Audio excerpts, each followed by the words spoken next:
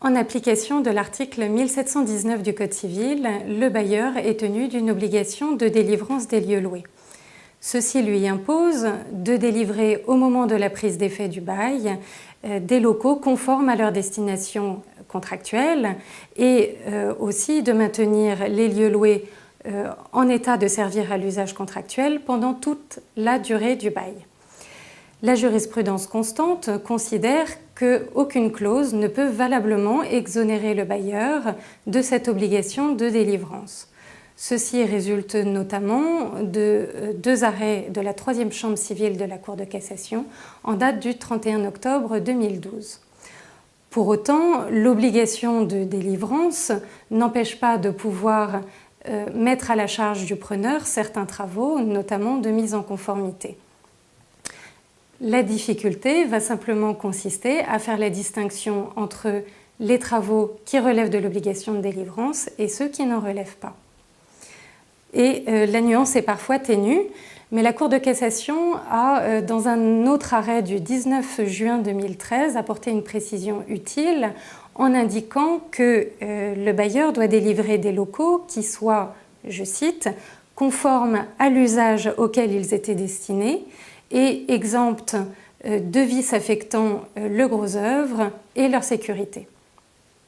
Mais qu'en est-il des autorisations administratives ? Eh bien, dans deux arrêts très récents, la Cour d'appel de Paris et la Cour d'appel d'Aix-en-Provence viennent de rappeler que, de la même manière, les autorisations administratives incombent au bailleur au titre de son obligation de délivrance. Alors, dans la première affaire, arrêt du 2 décembre 2015 de la Cour d'appel de Paris, les faits étaient les suivants. Le bail excluait expressément toute garantie du bailleur en cas de non-conformité des locaux aux obligations administratives et le preneur s'était engagé à faire l'ensemble des formalités administratives requises.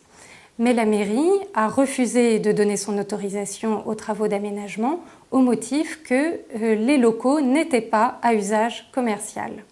Malgré les clauses contractuelles, la Cour d'appel de Paris a considéré que le bailleur qui consent un bail commercial ne peut pas s'exonérer de délivrer des locaux à usage commercial et ne peut donc pas s'en exonérer par une clause du bail.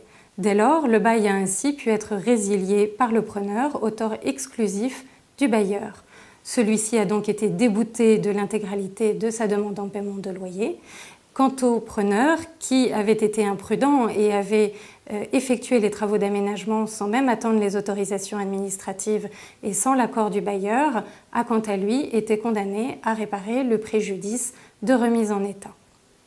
Dans la deuxième affaire, celle de la Cour d'appel d'Aix-en-Provence en date du 17 novembre 2015, eh bien, une galerie commerciale avait fait l'objet d'un arrêté de fermeture pour des raisons de sécurité. Le locataire était en l'espèce parfaitement informé de cette situation au moment de la signature du bail.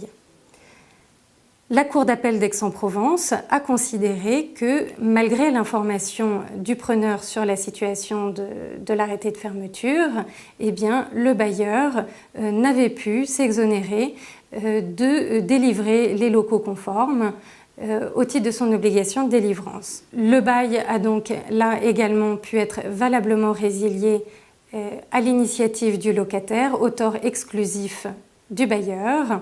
Et le bailleur a ici été condamné à réparer l'entier préjudice du preneur, en l'espèce condamné à rembourser l'intégralité du montant des travaux d'aménagement qu'il avait effectués et des travaux de mise en conformité. Voilà, donc en conséquence de ces arrêts, eh bien, les bailleurs comme les preneurs devront être vigilants à distinguer entre les travaux et les autorisations administratives qui leur incombent ou non, afin de faire, le cas échéant, valoir leurs droits qui, en l'espèce, peuvent avoir des conséquences financières importantes.